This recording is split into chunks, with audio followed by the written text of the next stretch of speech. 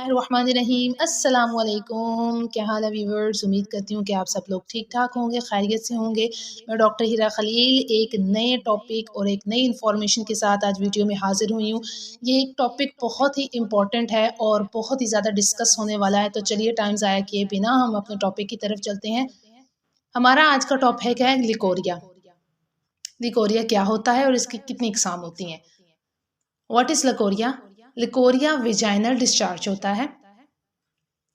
Vaginal discharge बहुत सारी किस्मों के होते हैं। इन सब को एक करके हमारी ख़वातीन ने इसको लिकोरिया का नाम दे दिया है।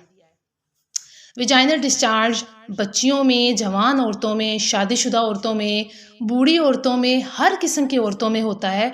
हर किस्म की एज में विजाइनल डिस्चार्ज की रीज़न और उसकी इम्पोर्टेंस और होती हैं। अब बात करते हैं कितने इकसाम के होते हैं। ये होते हैं दो तरह के। एक को हम कहते हैं फिजियोलॉजिकल डिस्चार्ज और एक को हम कहते हैं पैथोलॉजिकल डिस्चार्ज। फिजियोलॉजिकल डिस्चार्ज एक तिबी निकोरिया है जिसमें विजाइना अपनी फ्लेक्सिबिलिटी को मेंटेन करने के लिए इस केमिकल को बैलेंस करती है। इस तरह के डिस्चार्ज में किसी किस्म की कोई वजह नहीं होती और ना ही इसमें किसी इलाज की ज़रूरत होती है, क्योंकि ये फिजियोलॉजिकल डिस्चार्ज जो है वो नॉर्मल डिस्चार्ज होता है। इसमें किसी इलाज की ज़रूरत नहीं होती। अब दूसरी बात आ जाती है पैथोलॉजिकल डिस्चार्ज। इसमें इन्फ्लेमेटरी डिस्चार्ज होता है, यानी सूजन वाला डिस्चार्ज होता है। इसमें वजूहात भी होती हैं और इसमें इलाज की ज़रूरत भी होती है।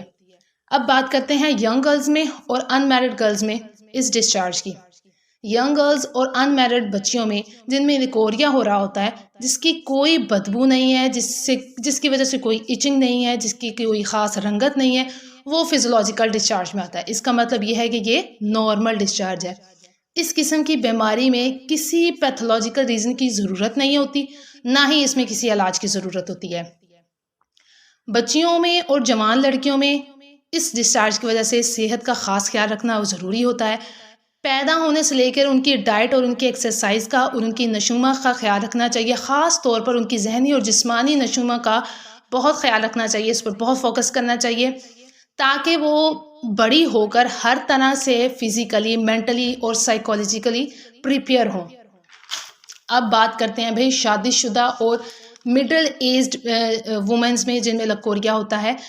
शादीशुदा और मिडिल एज्ड में अगर औरतों में ऐसा हो, उसमें बदबू हो, उसका कलर चेंज हो, येलोइश हो या ग्रीन कलर हो या पिंक कलर हो या सफ़ेद तरह की फुटकरी का अगर डिस्चार्ज फील हो, उसमें इचिंग भी हो, तो जिस तरह के डिस्चार्ज के लिए डॉक्टर से कंसर्न करना बहुत ज़रूरी होता है, क्योंकि वो पैथोलॉजिकल डिस्चार्ज में आ जाता है।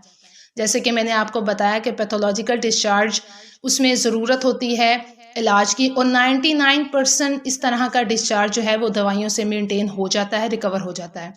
फिजियोलॉजिकल डाइट जो कि नॉर्मल है, इसमें ख़ास हेल्थ का ख्याल करना चाहिए। बाज़ औक़ात पीरियड्स के बाद भी डिस्चार्ज होता है जो कि ब्लड मिक्स्ड होता है। ये कुछ दिन तक रहता है और फिर ठीक हो जाता है, और इसे भी हम फिजियोलॉजिकल डिस्चार्ज में ऐड करेंगे। ये कोई पैथोलॉजिकल नहीं होगा, ये फिजियोलॉजिकल बिल्कुल नॉर्मल होगा, क्योंकि पीरियड्स के बाद ऐसा अक्सर होता है और वो बिल्कुल उसके बाद ठीक हो जाता है। तो जी हमारा आज का टॉपिक था लिकोरिया, इसकी कितनी इकसाम होती हैं।